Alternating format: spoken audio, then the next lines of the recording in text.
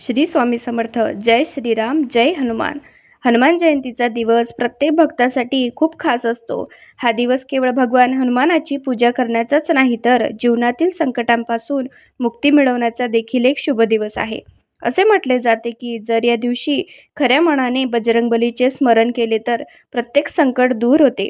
पण जर तुम्हाला तुमची कोणतीही इच्छा लवकर पूर्ण व्हावी असे वाटत असेल तर हनुमान जयंतीपासून या उपायांची सेवा सुरू केल्यास नक्कीच तुमच्या सगळ्या इच्छा पूर्ण होतील. सर्व आजार, दुःख, संकटे, नकारात्मकता, शनिदोष, साडेसाती, नोकरीत येणारे अडथळे दूर होतील. हे विशेष 7 उपायांपैकी कोणताही एक उपाय सेवा हनुमान जयंतीपासून सुरू करा. ते कोणते उपाय आहेत ते बघूयात. 1. 11 दिवस रोज हनुमान मंदिरात जाऊन शेंदूर अर्पण करून मनोभावे त्यांचे दर्शन घ्यावे. 2. 11 दिवस रोज भीमरूपी महारुद्रा या मारुती स्तोत्राचे 7, 11, 21 असे आवर्तने करावीत. 3. हनुमान मंदिरात जाऊन हनुमान चालिसेचे 7, 11, 21, 51, 108 असे इच्छेनुसार पाठ करावेत.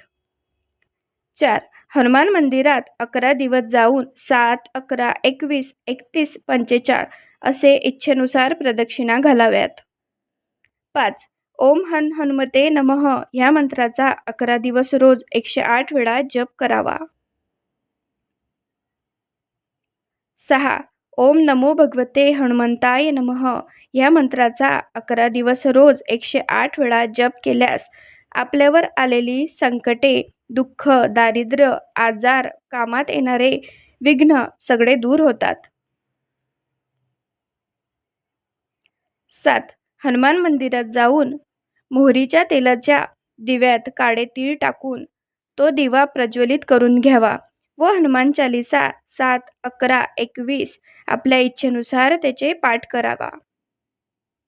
हे उपाय केल्यानंतर तुमचे जे पण पैशाशी संबंधित दुःख, संकटे, शनिदोष, साडेसाती, घरातील नकारात्मकता या समस्या आहेत त्यातून तुमची लवकरच सुटका होईल. जुने आजार बरे होतील किंवा अडकलेले काम पूर्ण होऊ लागतील. सर्वात महत्त्वाची गोष्ट म्हणजे हे उपाय करताना तुमचा देवाबद्दलचा आत्मविश्वास आणि श्रद्धा दोन्ही मजबूत ठेवावी.